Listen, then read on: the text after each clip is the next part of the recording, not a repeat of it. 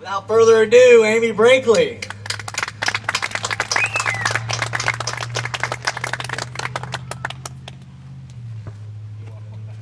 Maybe just lower it because I'm short. Hi, guys.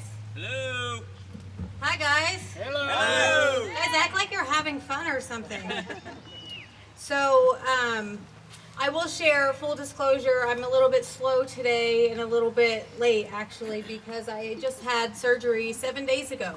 So today is 7 days since I had a pretty major surgery. So I'm just a little slow, so you may not get the top performing Amy Brinkley, but I am here, like Pastor Michael said. He's been asking me to come speak for a couple years now, and I hadn't been able to make it. And so when I told him I'm committed, I'll be there, come surgery or not, I'm here. So I'm really happy to be here and to really get to see the space in person, because I've seen a lot about this on Facebook and heard Pastor Michael talk about it a lot. So for those who don't know me, my name is Amy Brinkley. I am a person in long-term recovery. I celebrated 17 years of continuous recovery last month, April 3rd. My journey led me from incarceration, actually, as part of my journey. So I'm also a returning citizen just over 10 years. And I actually got saved in the Tippecanoe County Jail. So I surrendered and gave my life to the Lord Jesus Christ while I was incarcerated at the Tippecanoe County Jail. And I've been walking with him ever since. My journey also, it's funny because the speaker was talking about state government and the dark places, and that just brought some memories up for me. I actually used to work for the Indiana Division of Mental Health and Addiction. I hadn't been released from prison, but I want to say maybe 2 years, and a position opened up at the state for overseeing peer and recovery support services for the state of Indiana. And I didn't think that I would ever work in state government, never had a desire to work in state government. But for whatever reason, the Lord opened that door, and so I found myself working in state government. So I worked for the Indiana Division of Mental Health and Addiction, overseeing peer recovery support services for the state of Indiana for about 5 years.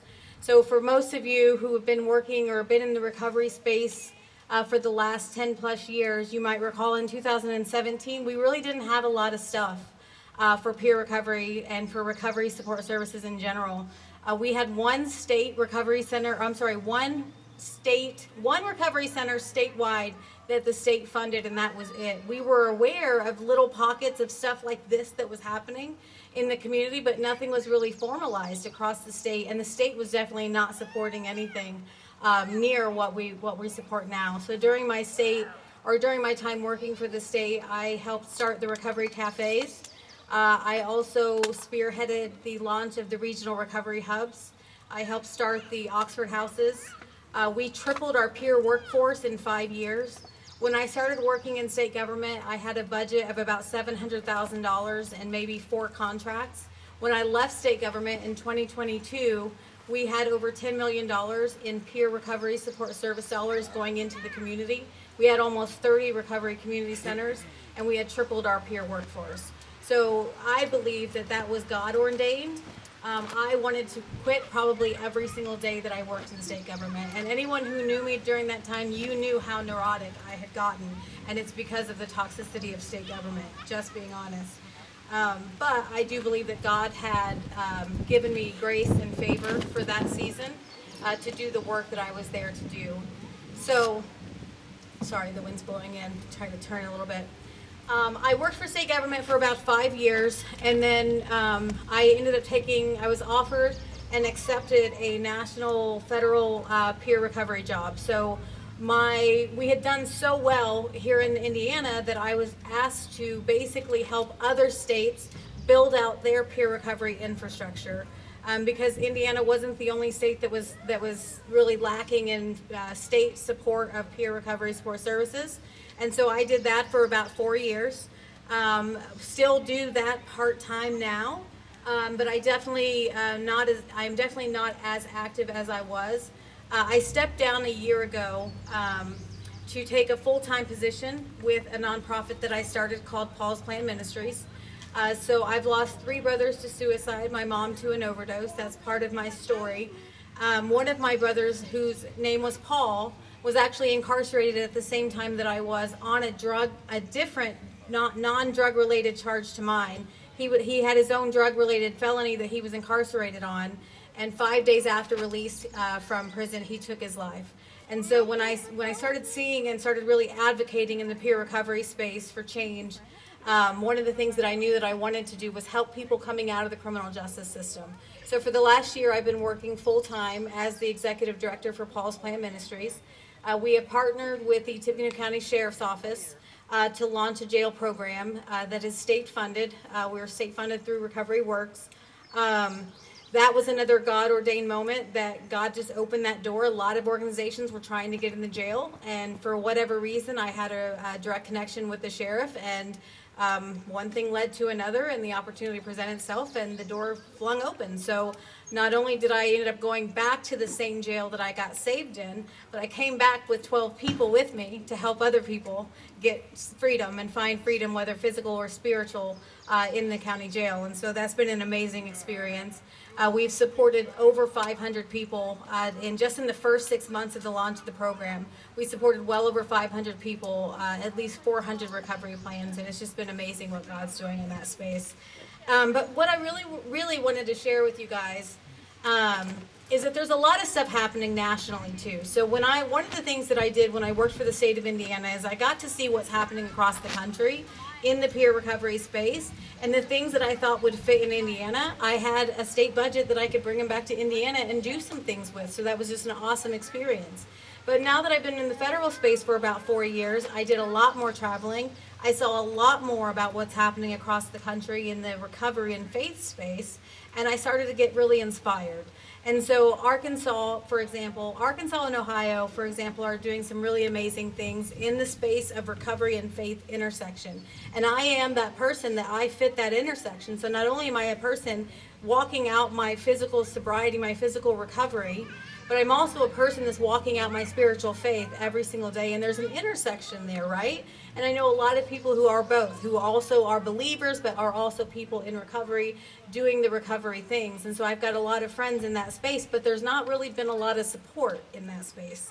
And so I've been to churches that are just not very well acclimated with recovery, and you go to the church and you talk to them about things that you think is needed in the recovery space, and it's just like they don't hear you. And so I've been to enough churches to know that not every church and every faith leader is supportive of recovery. And so where I'm going with this is that I was able to see from other states that there's some really innovative things happening. And I said Ohio earlier, but it's not Ohio. It's Arkansas and Tennessee.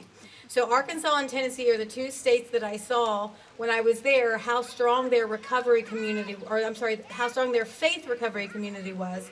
And in Arkansas specifically, the recovery and faith community is leading all of their policy, is leading all of their recovery efforts, is driving where all of the funding gets spent in their state. In Indiana, it's the exact opposite. And I know this because I used to give out funding, and I would have to jump through hoops to make sure faith-based organizations had a seat at the table. And so I was like, how are they doing this? So I started digging and looking and attending some events in Arkansas, and I feel like God gave me a vision. And I want to see Indiana. I wanted to see, this is probably 3 or 4 years ago, I started to really feel this sparking up in my spirit. I want to see Indiana do that. I want to see Indiana's faith and recovery community driving the conversation, driving policy discussions, driving policy change, driving where funding gets spent, because we're in here, we're doing the work, but we're not getting paid for it. And then we have all of these other organizations that are getting paid for it that don't have the same principles and values and ethical guides that we do, that are driving the conversation, and it happens in a way that ends up excluding people of faith and recovery. And so my vision has been to really build up and I'm trying to think of the right word, build up and encourage the recovery and faith community. So what started out as kind of a vision, I said, okay, let's just try to have a conference. Well, maybe it'll be annual, maybe it won't. So 2 years ago, we started the Indiana Recovery and Faith Conference. It was very, very, very well attended.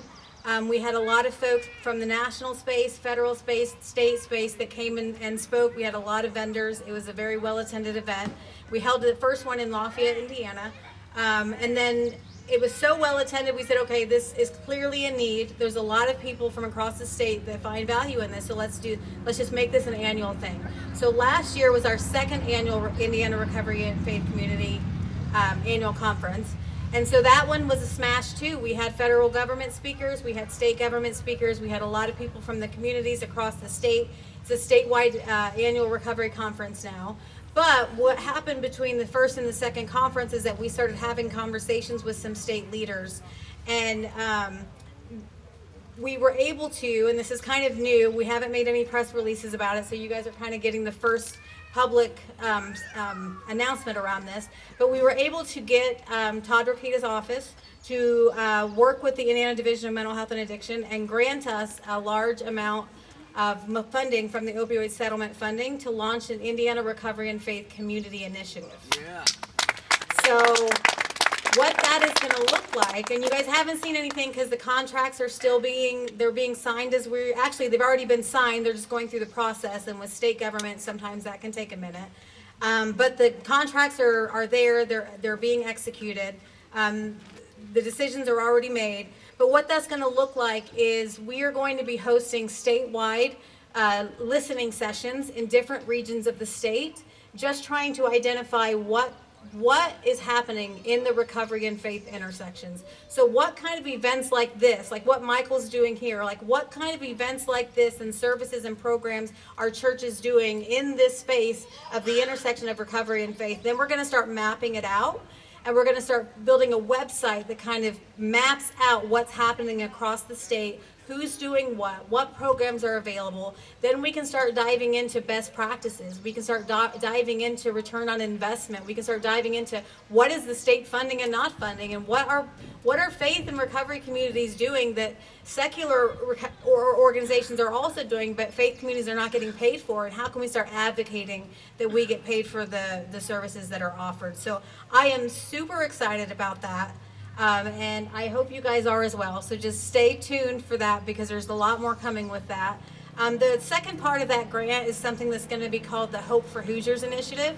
And so what that is going to be doing, so I'm going to be leading the recovery and faith charge of this initiative.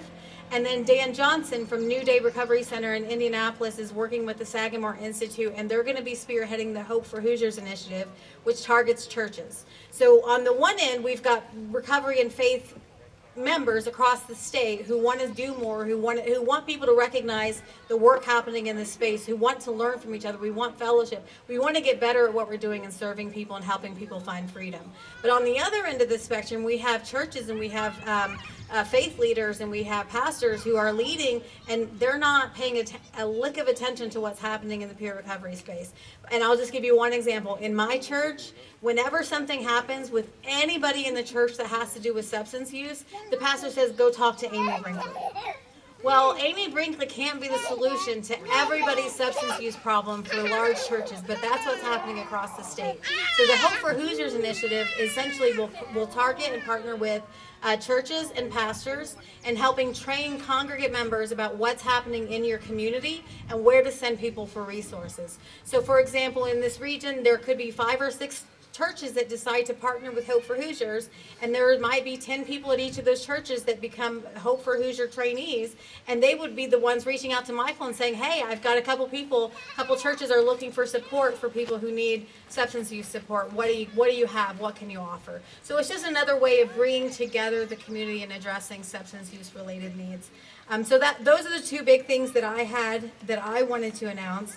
I want to just say thank you, Michael, for your dedication and your commitment to this and the work that you've done. I mean, this is amazing. Like, you have this space. Like, I have just the vision that could possibly come out of this, and I can just see what God's trying to do here. So I just wanted to say thank you for your dedication and for your example of the Lord in all that you do, and just say congratulations on this property and everything that it's going to be. And I just declare and decree that it is going to be something amazing in the name of Jesus. And it's just going to be so big. And I'm so excited to see where you go with this. And that's all I have. Thank you guys so much for having me. And God bless you all.